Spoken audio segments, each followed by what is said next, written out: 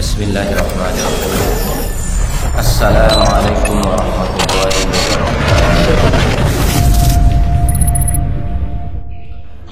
wabarakatuh. Alhamdulillahilladzi nahmaduhu wa nasta'inuhu wa nastaghfiruh wa na'udzu billahi min syururi anfusina wa min sayyiati a'malina.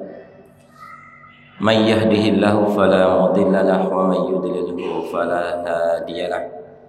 Asyhadu an la ilaha illallah wahdahu la syarika lah wa asyhadu anna Muhammadan abduhu wa rasuluh la nabiyya wa la rasulahu ba'dah. Qala Allah ta'ala fi kitabil karim ba'da a'udzu billahi minasy syaithanir rajim. Bismillahirrahmanirrahim. Ya ayyuhalladzina amanu taqullaha haqqa tuqatih wa la tamutunna illa wa antum muslimun. Wa qala ya ayyuhalladzina amanu taqullaha wa qulu qawlan sadida yuslih lakum a'malakum wa yaghfir lakum dhunubakum wa may yuti'illaha wa rasulahu faqad faza fawzan 'azima. Inna asdaqal hadis kitabullah wa khairul huda huda Muhammadin sallallahu alaihi wasallam wa syarrul umur muhdatsatuha ala inna kulla muhdatsatin fid din bid'ah wa kulla bid'atin dalalah wa kulla dalalatin finnar. Rabbi shrah li sadri wa yassir li amri wahlul 'uqdatam min lisani yafqahu qawli. Allahumma anfa'na bima 'allamtana wa 'allimna ma yanfa'una. Amin ya rabbal alamin. Jemaah salat maghrib yang mudah-mudahan Allah rahmati, alhamdulillah pada kesempatan yang berbahagia ini kita bisa berkumpul setelah dengan nikmat Allah, dengan daya dan kekuatan yang Allah berikan kepada kita bisa melaksanakan salat maghrib secara berjemaah. Dan alhamdulillah menanti salat isya kita bisa berada di majelis al-ilm, majelis yang dimana Allah Subhanahu wa taala mengangkat derajat kita sebanyak 700 derajat. Antara yang satu dengan yang lain jaraknya sama dengan menempuh perjalanan 500 tahun. Masya Allah. Sebagaimana yang dikatakan oleh Al-Imam Ibnu Mas'ud radhiyallahu anhu. Dengan majelis ini malaikat membentangkan sayapnya sampai di dalam riwayat yang sahih yang diriwayatkan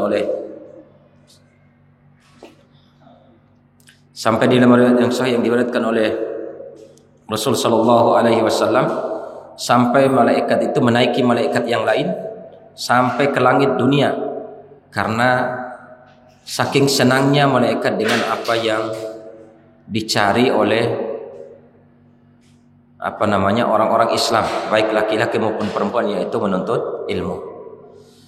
Mudah-mudahan dengan apa yang kita pelajari pada kesempatan yang berbahagia ini menambah iman takwa kita kepada Allah, menambah kualitas dan kuantitas amal kita kepada Allah Subhanahu wa taala, amal dan ibadah kita kepada Allah Subhanahu wa taala.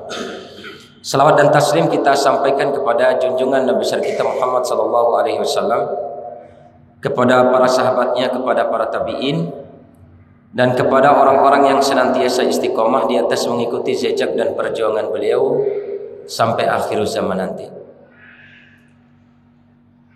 Jemaah salat maghrib yang mudah-mudahan Allah rahmati, pada pembahasan yang lalu telah kita bahas kaitan dengan al-imanu bi uluhiyatillah, iman kepada uluhiyah Allah Subhanahu wa taala.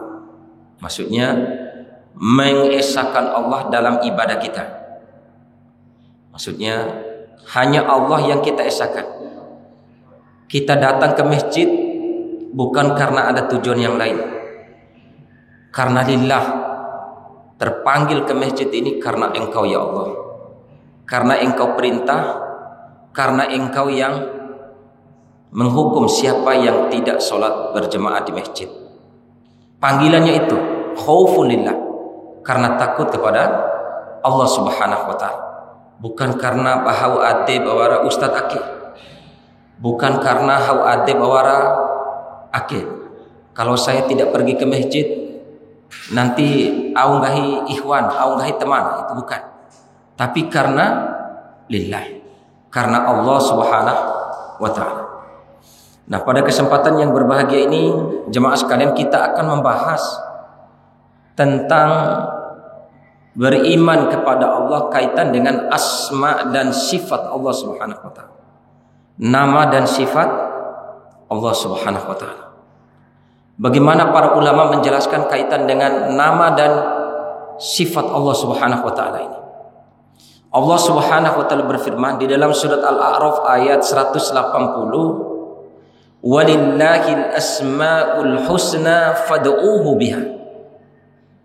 Allah Subhanahu wa taala mengingatkan kepada kita, walillahil asmaul husna. Sesungguhnya Allah memiliki nama-nama yang baik. Nama-nama yang baik. Fad'uuhu biha. Maka sebelum engkau berdoa, meminta sesuatu, memohon sesuatu, sebagai adab dan syarat dalam berdoa, fad'uuhu biha.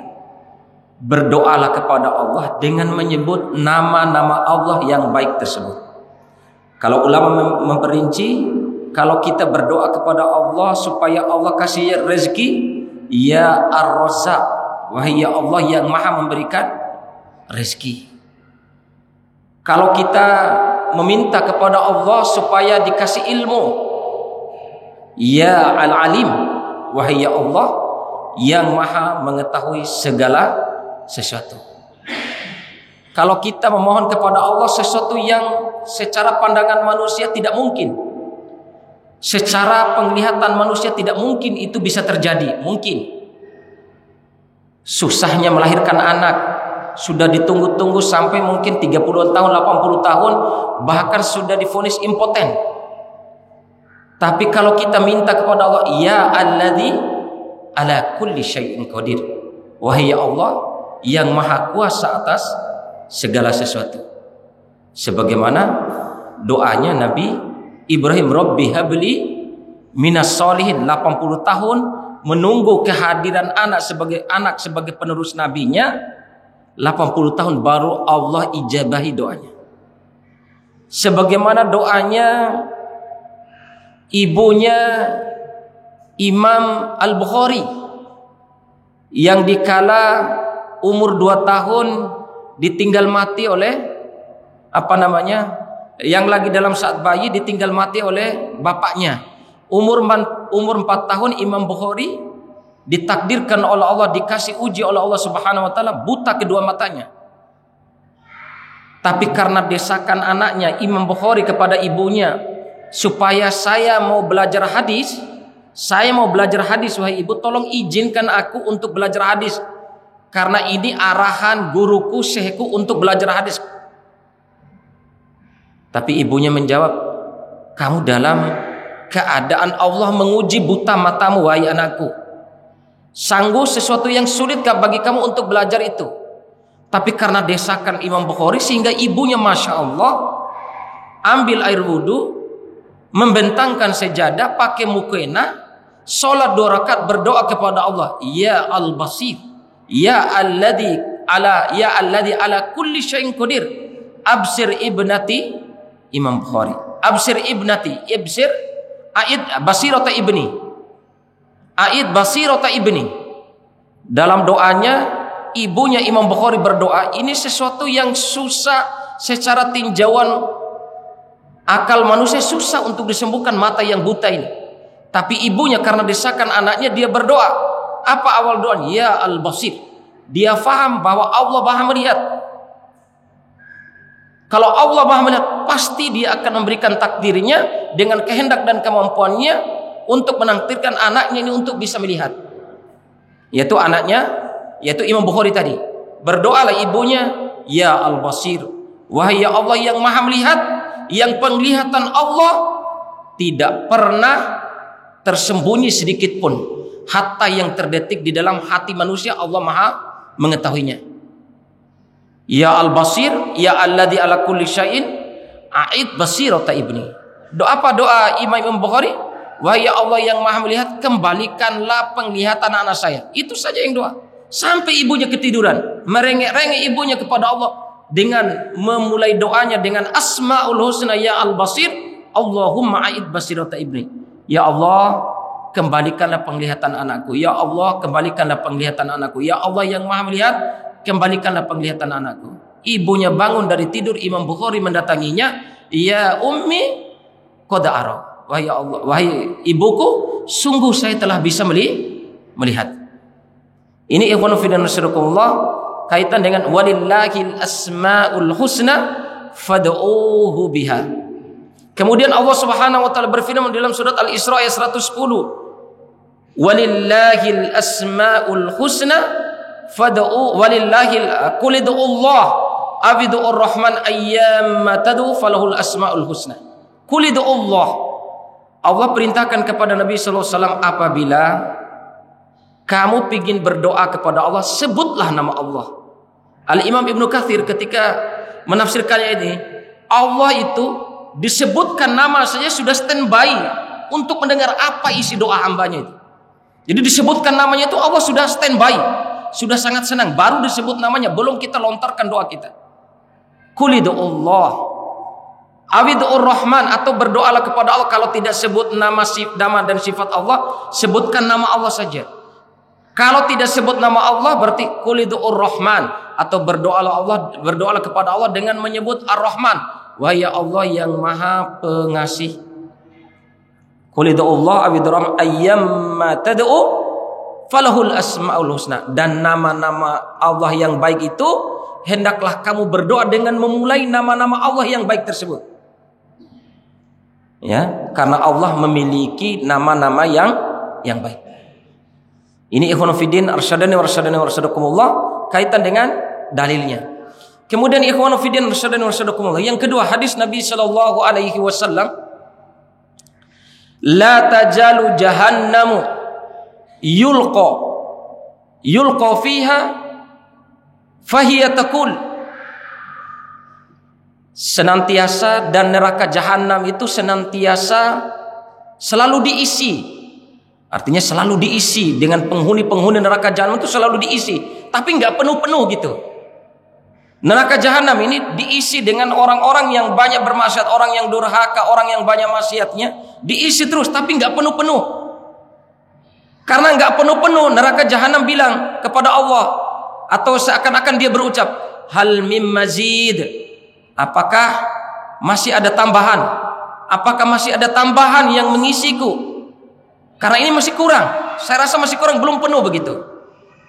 Mendengar itu Allah Subhanahu wa taala, hatta tadoa Rabbu jalla wa ala fiha rijlahu aw fi riwayatin qadamahu, sampai Allah Subhanahu wa taala meletakkan kakinya di neraka jahanam.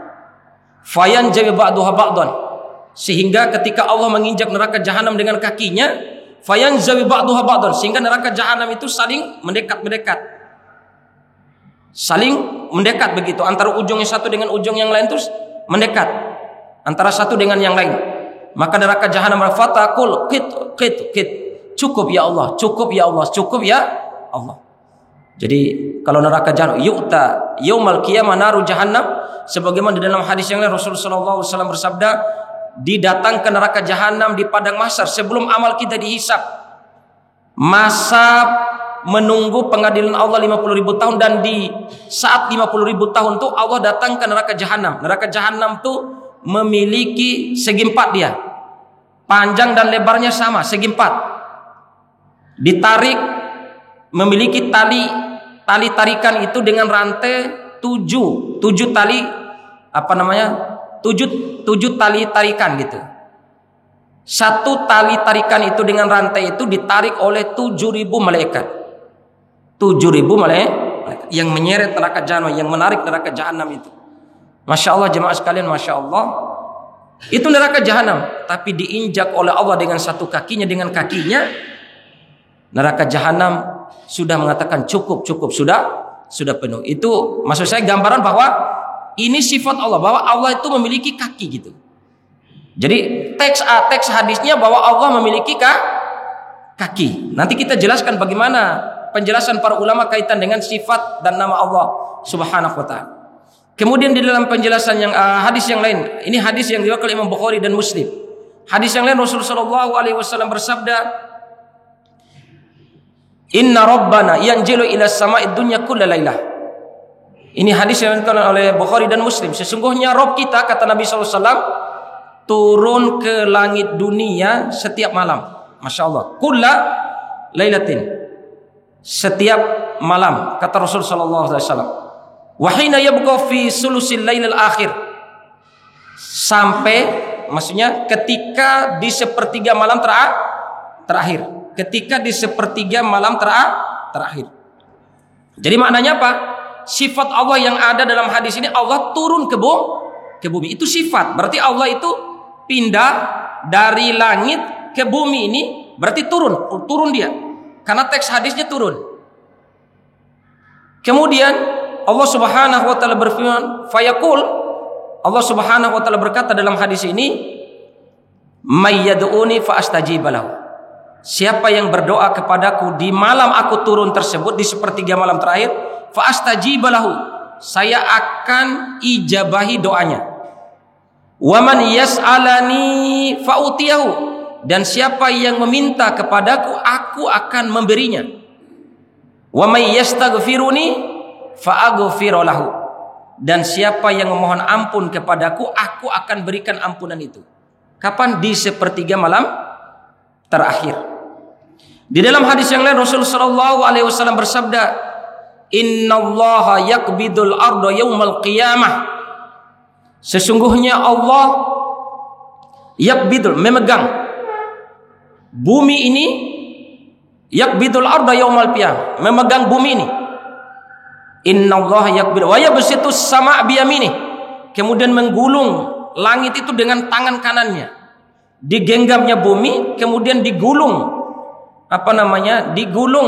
langit itu dengan tangan kanannya. Jadi biyamini, berarti Allah Subhanahu wa taala memiliki tangan. Di dalam teks hadis ini Allah memiliki sifat, Allah itu Allah memiliki tangan berdasarkan hadis ini.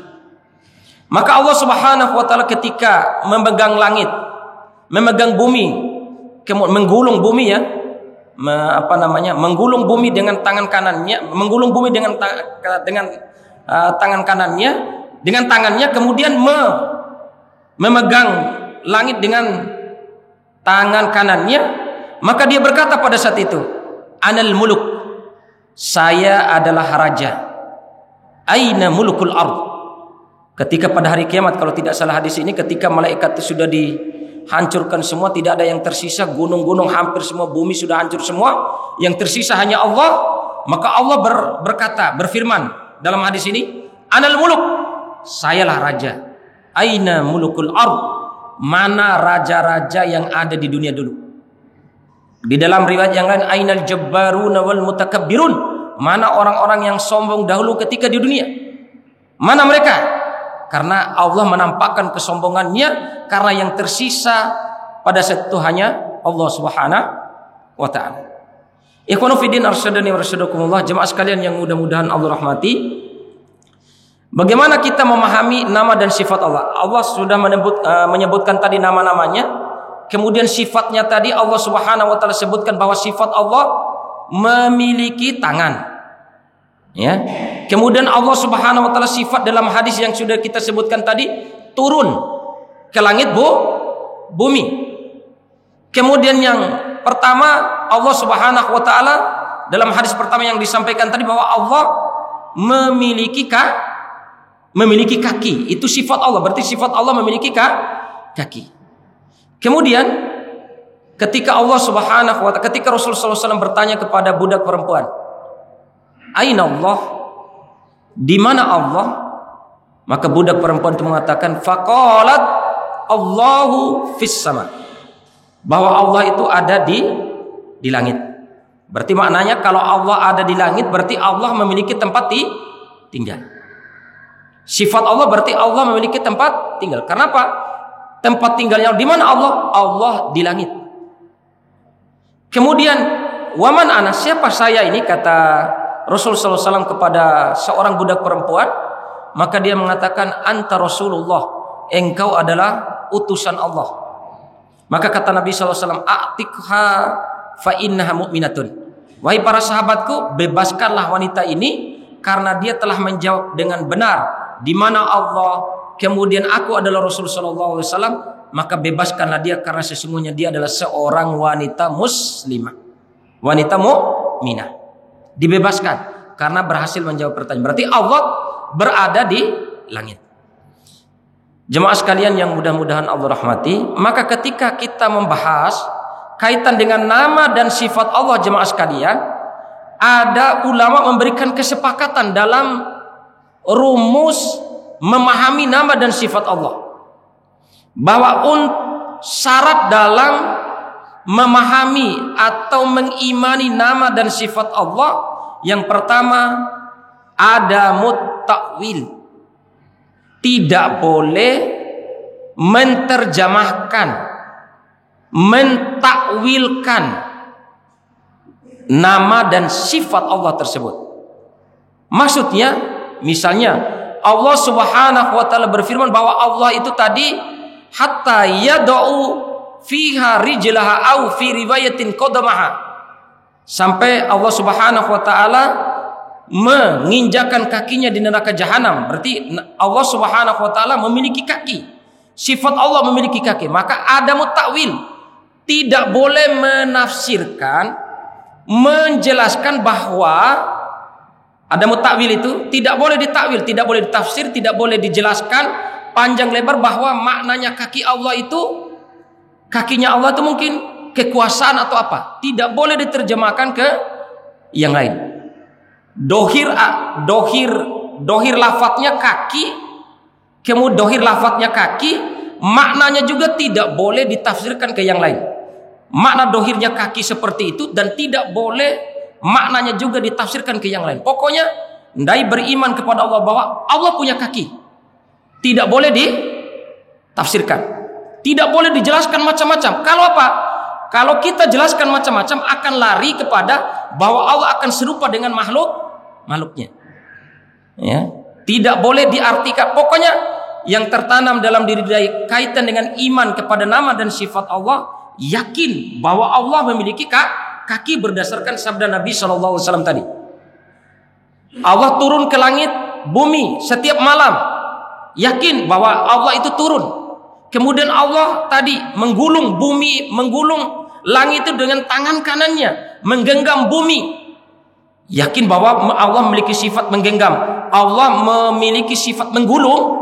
Berarti ini bagaimana cara kita beriman? Ada mutakwil, tidak boleh ditafsirkan ke makna yang lain, baik secara dohir lafaz bahasanya maupun maknanya. Mafhum hadza? Tidak boleh ditafsirkan. Yakin saja, beriman kepada nama, yakin bahwa Allah memiliki sifat seperti itu. Dengan syarat yang pertama, tidak boleh ditakwilkan bahwa Allah itu punya kaki, itu tidak boleh diterjemahkan, ditafsirkan, dijelaskan panjang lebar. Tuntutannya kita hanya mengimani bahwa Allah memiliki nama dan sifat itu. Yang kedua, syarat yang kedua dalam mengimani nama dan sifat Allah, ada mutta'til. Tidak boleh juga ndai akike meniadakan nama dan sifat Allah. Allah sudah menjelaskan bahwa dalam hadis Nabi SAW bahwa Allah Subhanahu wa taala menginjakan kakinya di neraka jahanam tadi. Berarti Allah punya kaki. Tidak boleh juga ta'til, kita meniadakan. Meniadakan maksudnya nggak mungkin Allah punya kaki. Kalau Allah punya kaki berarti Allah sama dengan manusia dong. Nah itu. Tidak boleh juga ditaktil. Tidak boleh ndai meniadakan bahwa Allah memiliki nama dan sifat tersebut. Pokoknya syaratnya kita iman saja, percaya tanpa menjelaskan, tanpa meniadakan, yakin saja bahwa Allah punya kaki, punya tangan, turun ke langit, bumi. Ada mutaktil, tidak boleh meniadakan nama dan sifat Allah. Naudzubillah, jangan sampai ini, karena ayat dan hadis menjelaskan. Hadis Nabi SAW bahwa Allah menaruh kakinya di neraka jahanam. Rasul SAW menjelaskan bahwa Allah turun ke langit bumi. Turun Allah. Kita hanya percaya turunnya saja. Turun. Tidak boleh ditafsirkan ke yang lain-lain. Tidak boleh meniadakan juga. Tidak boleh ditiadakan. Kemudian yang ketiga, adamut takyif. Syaratnya nih, 4 syaratnya. Yang ketiga, adamut takyif. Tidak boleh kita ini bertanya bagaimananya. Paham? Tidak boleh bertanya bagaimana. Bagaimana tangan Allah, bagaimana Allah turun ke bumi, bagaimana besarnya kaki Allah, bagaimana yang gitu. Tidak boleh ditanyakan bagaimananya. Karena kalau kita semakin bertanya begitu, tidak akan ketemu jawabannya. Tidak akan ketemu. Tuntutannya jemaah sekalian, beriman kepada nama dan sifat Allah. Yakin bahwa yang disebutkan nama dan sifat Allah itu ada. Ada. Dengan syarat yang pertama, tidak boleh ditafsirkan, tidak boleh dijelaskan, baik dohir lafadznya maupun maknanya tidak boleh dijelaskan. Yang kedua, tidak boleh meniadakan nama dan sifat Allah, karena nama dan sifat Allah sudah dijelaskan oleh Nabi SAW. Kemudian yang ketiga, adamut takyif, tidak boleh bertanya bagaimananya. Bagaimana kaki Allah, bagaimana tangan Allah, bagaimana Allah turun, bagaimana Allah senyum, bagaimana Allah menjaga kita. Tidak boleh ditanyakan bagaimana. Kemudian yang keempat, jemaah sekalian yang mudah-mudahan Allah rahmati, yang keempat, adamut tamtsil. Makna yani adamut tamtsil, tidak boleh menyamakan. Kalau tadi tidak boleh menanyakan bagaimananya, yang keempat, tidak boleh menyamakan, tamsil atau tashbih. Maksudnya, kaki Allah, kalau Allah punya kaki berarti kakinya kayak kita dong. Kayak kita, kayak manusia. Berarti kalau Allah punya tangan berarti tangannya kayak kita, kayak tangan. Tidak boleh. Pokoknya syaratnya iman saja, percaya, yakini bahwa Allah memiliki nama dan sifat-sifat tersebut. Sekali lagi diulangi, tidak boleh ditafsirkan, baik dohir lafadznya maupun maknanya. Yang kedua, tidak boleh meniadakan nama dan sifat Allah yang sudah Allah jelaskan di dalam Al-Quran, yang sudah Rasulullah SAW jelaskan di dalam hadis. Tidak boleh ditiadakan. Kemudian yang ketiga, tidak boleh takyif, bertanya bagaimananya. Bagaimana tangan Allah, bagaimana turunnya Allah, bagaimana kakinya Allah, tidak boleh. Kemudian yang keempat, tidak boleh tashbih atau tamtsil, tidak boleh menyerupakan Allah, menyamakan Allah dengan yang lain. Kenapa? Allah Subhanahu wa taala berfirman, "Laisa kamitslihi syai'un wa huwas samiul basir." Allah sudah menjelaskan nama dan sifatnya, tapi ingat, laisa kamitslihi syai'un. Allah bukan seperti yang lain. Laisa kamitslihi syai'un. Allah itu bukan seperti yang lain. Berarti Allah sudah jelaskan, saya meskipun memiliki tangan, saya meskipun turun ke langit bumi, saya meskipun senyum, saya meskipun memiliki tangan, saya meskipun menggulung langit dengan tangan kanan saya, maknanya apa yang saya miliki, sifat dan nama yang saya miliki tidak seperti kalian. Tidak akan sama dengan malaikat, tidak akan sama dengan para nabi dan seluruh makhluk yang ada di muka bumi ini. Laisa kamitslihi syai'un wa huwas samiul basir. Karena begini jemaah sekalian, ini karena khawatir nanti kalau kita ini terlalu dengan iman kepada nama dan sifat Allah selalu bertanya begitu, ya. Nanti akan timbul keraguan terhadap Allah, itu bahayanya. Ada mutakyif, bertanya-tanya tadi, ada mentasbih. Kalau mentasbih berarti menyerupakan Allah dengan makhluk. Na'udzubillah, tsumma na'udzubillahi min dzalik. Maka Al-Imam Ibnu Taimiyah di dalam bukunya Al-Aqidah Al-Wasatiyah itu dijelaskan oleh salah seorang syekh, doktor, saya lupa doktor ini, masya Allah, ketika dia menyampaikan penjelasan tentang hadhihi aqidatu ahli sunnati wal jamaah, tentang nama dan sifat Allah. Inilah akidah ahlus sunnah wal jamaah. Ma huwa al-jamaah? Ma huwa al-jamaah? Al-jamaah bimakna ma ja'a bihil haqqu minal kitabi was sunnah. Apa yang dimaksud dengan jamaah? Kita sering Dengar nama Ahlus Sunnah wal Jamaah. Apa yang dimaksud dengan jamaah itu? Ma ja'a bil haq minal kitabi was sunnah. Yang dimaksud dengan jamaah itu adalah apa yang datang kebenaran itu, mutlak kebenaran itu dari Al-Quran dan Sunnah. Al-Quran dan Sunnah. Wa ahlul jamaah. Apa ahlul jamaah itu? Al-muttabi'una fil kitabi was sunnah wa mujtama' alaihima. Dan apa yang dimaksud dengan ahlus sunnah adalah orang yang mengikuti Al-Quran, orang yang mengikuti sunnah Nabi SAW dan berkumpul di atas Al-Quran dan sunnah. Ini jemaah sekalian yang mudah-mudahan Allah rahmati. Makanya kalau Imam Ibnu Taimiyah dalam bukunya Al-Aqidah Al-Wasatiyah menjelaskan ada syarat. Allah Subhanahu wa taala berfirman, "Laisa kamitslihi syai'un." Allah tidak sama dengan yang lain. Al-Imam Ibnu Taimiyah dalam bukunya Al-Aqidah Al-Wasatiyah menjelaskan, "Huma syarton." Ada dua syarat dengan ayat ini. Laisa kamitslihi syai'un wa huwas samiul basir. Syarat yang pertama, supaya kita benar dalam menerapkan kaidah iman kepada nama dan sifat Allah, harus memenuhi dua syarat. Syarat pertama yakni an-nafyu, meniadakan. Meniadakan. An-nafyu meniadakan. Apa yang meniadakan di sini yakni at-ta'wilu wat-ta'tilu. Syarat yang pertama yang dimaksud dengan meniadakan itu ada dua pokok. Syarat pertama itu meliputi dua pokok. Apa pokok yang pertama? Yakni at-ta'wil. Adamut ta'wil. Tidak boleh apa tadi? Tidak boleh menafsirkan. Tidak boleh menjabarkan nama dan sifat Allah ke penjabaran yang lain yang di luar daripada apa yang diinginkan oleh Allah dan Rasul sallallahu alaihi wasallam. Kemudian al-aslu tsani, syarat yang kedua tapi masuk pokok yang kedua adalah dua asal ini yakni at-ta'wil wa at-ta'til. Ini dikatakan oleh Imam Ibnu Taimiyah wa huwa taqdisun wa tasbihun lillah.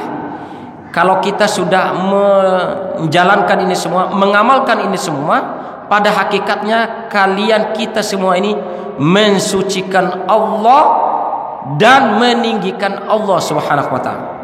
Laisa kamitslihi syai'un.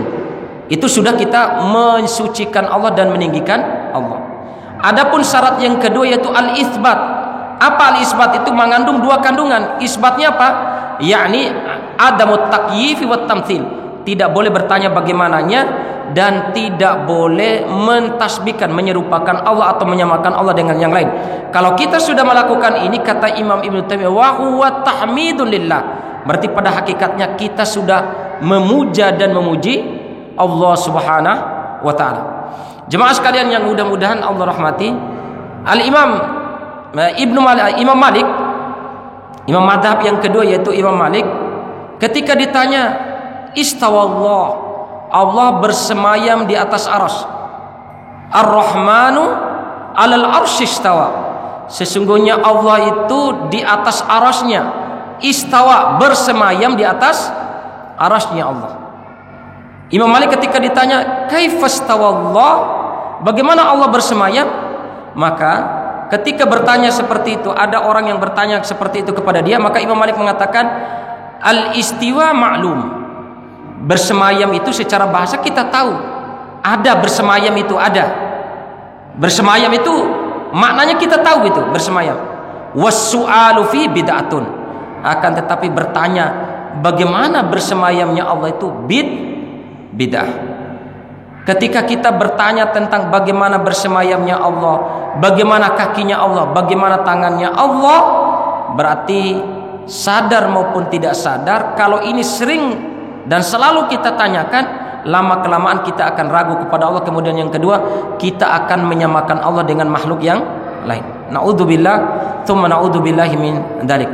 Imam Asy-Syafi'i rahimahullah berkata, sesungguhnya aku beriman kepada Allah dan beriman kepada apa yang datang dari Allah sesuai dengan apa yang diinginkan oleh Allah Subhanahu wa taala. Lihat bahasanya Imam Asy-Syafi'i, saya beriman kepada Allah dan juga beriman dari apa yang datang dari Allah sesuai dengan apa yang Allah inginkan. Sesuai dengan Allah apa yang Allah inginkan. Dan saya beriman kepada Rasul sallallahu alaihi wasallam dan apa yang datang dari Rasul sallallahu alaihi wasallam sesuai dengan apa yang diinginkan dan dikehendaki oleh Rasul sallallahu alaihi wasallam. Jemaah sekalian yang mudah-mudahan Allah rahmati, inilah penjelasan kaitan dengan nama atau beriman kepada nama dan sifat Allah. Mudah-mudahan kita memahami betul syarat terpenuhinya benar dan tidaknya iman kita kepada nama dan sifat Allah Subhanahu wa taala. Kita tutup kajian kita dengan doa kafaratul majlis. Subhanaka Allahumma bihamdika asyhadu an la ilaha illa anta astaghfiruka wa atubu ilaik. Walhamdulillahi rabbil alamin. Wassalamu alaikum warahmatullahi wabarakatuh.